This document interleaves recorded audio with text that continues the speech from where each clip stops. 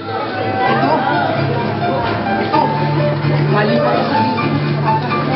Nagmula mismo sa pyramid. At ito, nagmula pa ito sa mga magkiting na kawal ng Kartaga. Yan siguro mga singsing na ipinagdala ni Hannibal matapos ang gera sa Kana. Ito, hindi na kayo.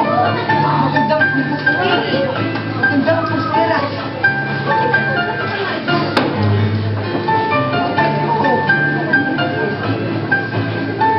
Bibili po ba kayo ng lumang yak? Lumang iyak? Oo, bumibili ako. At kayo, binitabi po ba kayo mga pulseras? O kwintas?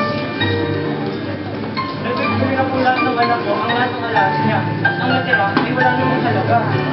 May nakabit ang talent. Nasaan po lang ni Maria Clara? Lapit ni Maria Clara. Opo, isang magagandang lakay na may mga diamante at emerald. So po yun ang aking kaibigan bago siya aking umalis sa machinery. Maganda! Magkano yung pagbibili? 500,000 piso? Ito, kung gusto niyo mamili na lang ako sa mga dala ko. Pumili na ako kayo. Kung ako sa'yo, Iho, di ko ipagbibili ang lakad niya. Tatago ko na lang para maging relika. Kasi alam ng lahat, si Maria Clara ay mamatay na salta. Yan siguro ang dahilan kung bakit ayaw ipagbili ni Willie at mas gusto pang maging relika. Kung yung papayagan, hihingin ko muna ang permission ng aking anak. Hintayin niyo po ako.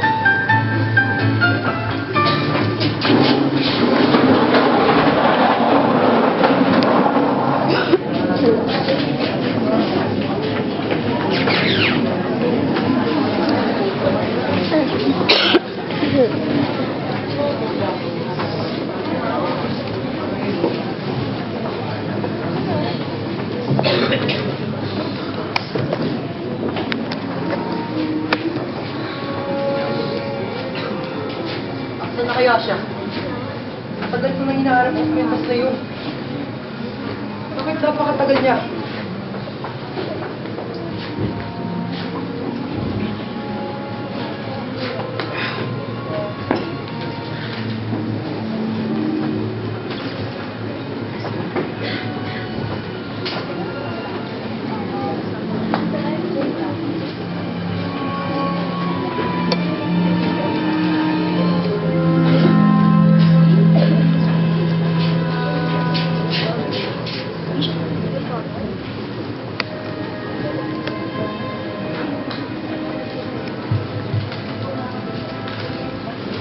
Patawarin niyo po ako sa kapangasang ginawa ko.